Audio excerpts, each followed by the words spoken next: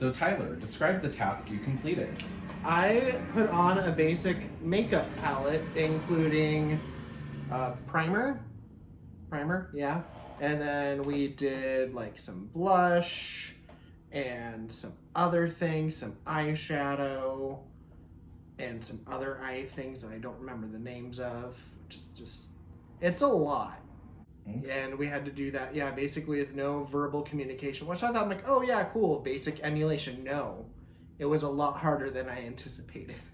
Did you take on the teacher or the learner role?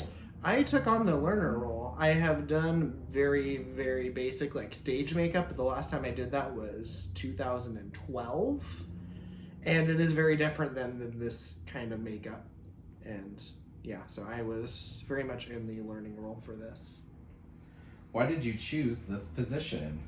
Well, actually learning how to put on makeup was kind of an interest of mine off and on for a while. I just have never actually pursued it. I'm like, hey, my roommate does makeup and we're having to do this project. Perfect opportunity to, you know, just go full in.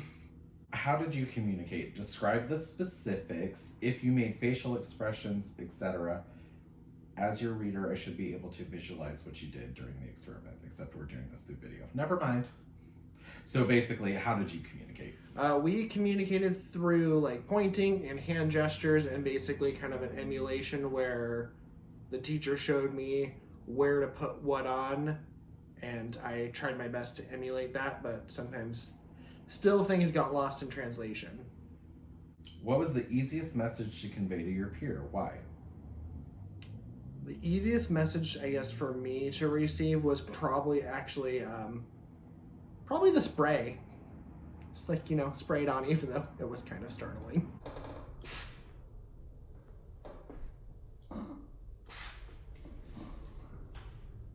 What was the most difficult message to convey or understand during this task? Why? And where did the communication break down?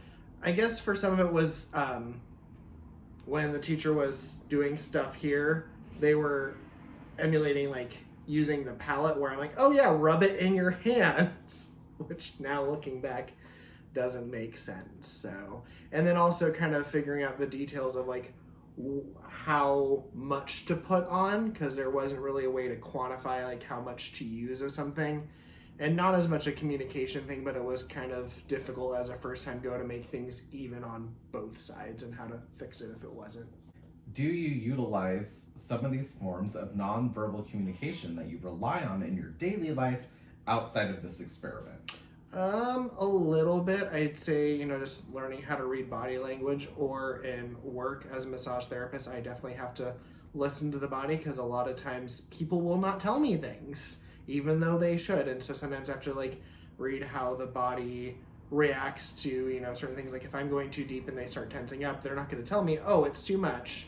But I have to kind of infer that I need to back off pressure-wise and things like that. So definitely learning how to like read body language and read subtle cues from other people was a very important thing in lots of ways.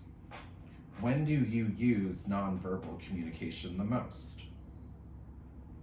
Probably while I'm at work doing massages, just again, reading the body a lot and reading the subtle cues from either, you know, the person while they're on the table or, yeah, just in lots of other ways.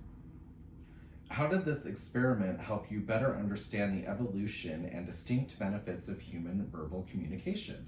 I guess this did help me realize how much verbal and written communication is very important to the progress of our society, and how much it does help us to convey information in ways that other groups and species have not been able to.